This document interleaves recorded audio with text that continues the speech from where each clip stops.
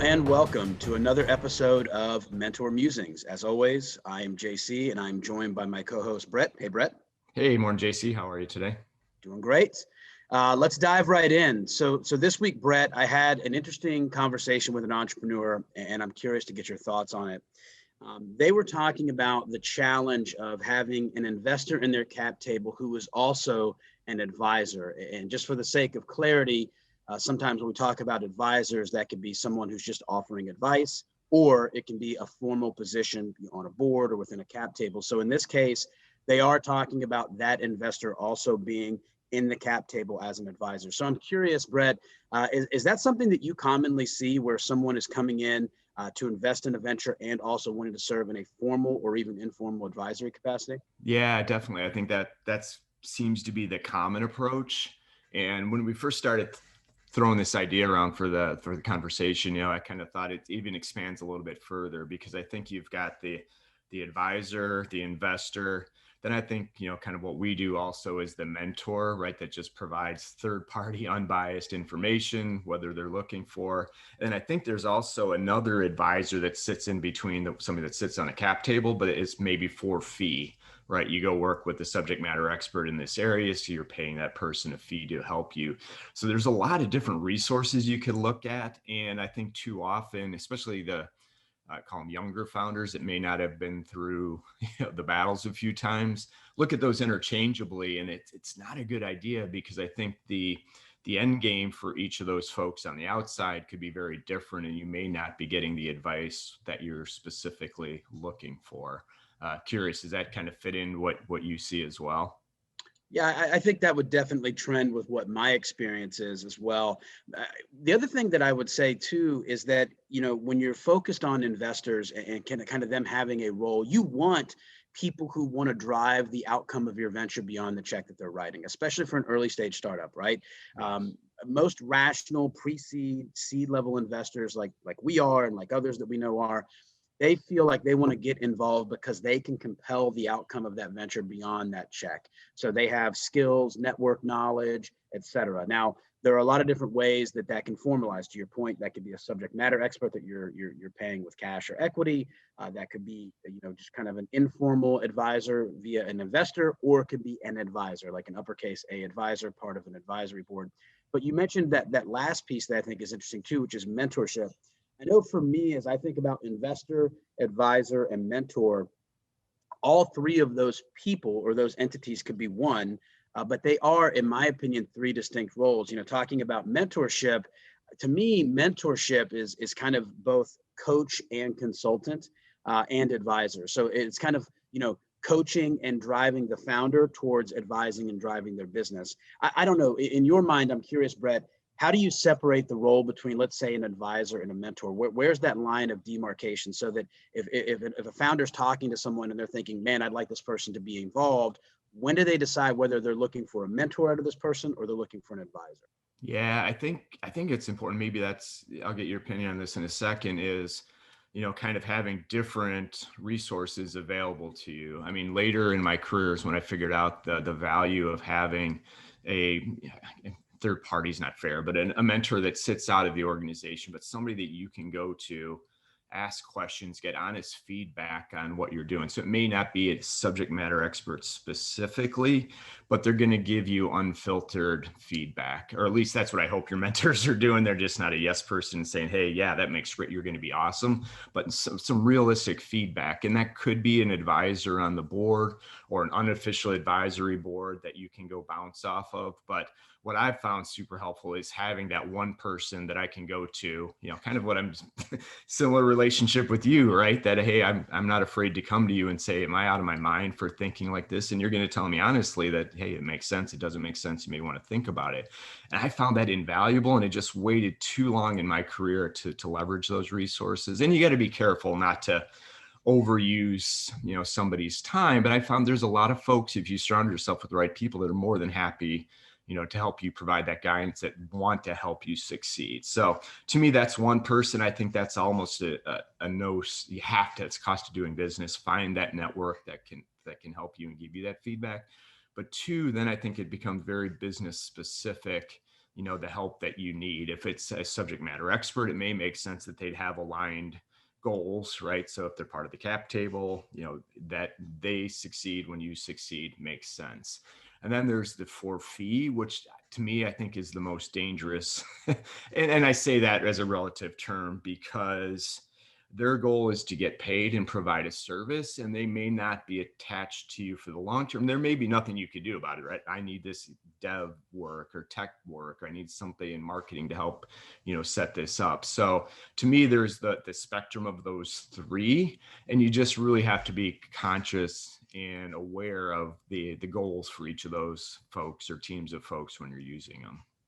Yeah, I agree with you. I think there's an opportunity to kind of crowdsource your knowledge and your skill sets, but you can't outsource your innovation. So whether you're talking about an investor who's an advisor, or a mentor, the more centrally located to the subject matter, to your kind of core value, your core focuses, the harder it is over the long term, I would say, to have those external resources be involved. That's something that you need to insource or have regular access to. And that kind of circles back to where we started the conversation about investors specifically who think, okay, in addition to the check that I am writing, I can help with a subject matter area. I am an expert in technology. I'm an expert in B2B sales. I'm an expert in this. So beyond the check that I am writing, I believe I can compel the enterprise value growth of this venture. And so this, to me, especially for early stage startups, is something that you're going to encounter. You need mentors, you need advisors, but I think a lot of your investors either would be or maybe should be willing to and ready to kind of step in and be actively involved in some way. So I'm curious, Brett, either yourself as an investor and advisor or for other startups that you've worked with, have you seen any tips of how a founder can approach that subject? Because I know it's hard, like you said, with a mentor, the idea is full expression. It's the full range of emotion and expression of everything that they're worried about, they're concerned about, kind of rapid firing and prototyping ideas. You may be reluctant to want to have that with an investor sometimes because they're considering, and evaluating their continued involvement in the venture and where you're going. So do you have any tips for a founder who does have an investor that wants to at least be a subject matter expert available to them? How do you balance that role? How do you have that conversation with them when they're wearing both hats at the same time? Yeah, it's a great point. And I think it really comes down to kind of what we talked about in the last episode, alignment, right? Are your goals aligned? Is the outcomes aligned with what you want out of this arrangement? I think that's important. Even what I'm going through right now, I kind of referred that I've been bouncing ideas off of you as I'm launching this fund, right? This is something that's new to me. So I'm doing a ton of research. I'm talking to a lot of different folks, but at the end of the day, there's 2 or 3 folks that I know I can go to get honest feedback. But I also know, to the flip side, that I'm going to have to partner with some folks to help drive some of the areas that's not my core strength. And so I'm going through that process right now of vetting it. Some of it's going to be a leap of faith, but building that relationship, I think, is so critical. And then 2, focusing on the outcomes that you want to get. Are they aligned with those outcomes? And, just to give you an example, so working, with the fund, there's the setup and then there's the management after post, right? I'm breaking it into 2 pieces, and who I'm going to use for both is going to be different, but I want those people aligned with where I'm at and where I'm going. And a further example is, some of these firms are well established, right? They work with big companies. It's like paperwork. There's some value of having, the cookie cutter, but going on this journey for the first time, I'm kind of looking for somebody that wants to partner with me through that journey, that, we're going to do this thing together. So, I may have clouded the water more than answered your question, but I'm actually going through this process right now, and it's been helpful to just take a step back every now and then to make sure that it is alignment. I'm going to come back to that word. It is make sure that there's not those red flags, or if they're slightly different, you better work through that before you formalize anything. Yeah, and I think to underscore a really critical point you just brought up, Brett, is it's a conversation. Number one, if you're a founder, expect and know that you're going to need input from others. That it's unlikely, even if you're highly experienced in an industry, that you're going to be able to cover all fields of focus for all of the stages of the venture, especially early on. And so expect to need that external support, that external skill, that external knowledge, and that your investors a lot of times are going to feel compelled to want to be involved because they recognize here's where you are, here's what you need, and here's what they can kind of fill into in addition to the money. So expect this from an investor, but also to your point, have a conversation about this. Make sure right out of the gate that there is alignment on what the expectations are, on what the rules of engagement are, and then to your point, Brett, what the actual outcome is. Like what's the value that's going to be gained and generated for both parties at the end. But it's really important that founders understand and expect that need, that they embrace that need, but that they check that alignment right out of the gate. Because finding an investor, there's all kinds of ways to raise money, but finding an advisor or finding a mentor, that can be a little bit more of a nuanced conversation. So if you're gonna explore both of those, you may have a situation where you have somebody who's qualified as an investor, but not so qualified on the alignment and the advisory side. Maybe they have the knowledge you need, but they don't necessarily want to do it the way that you want to do it.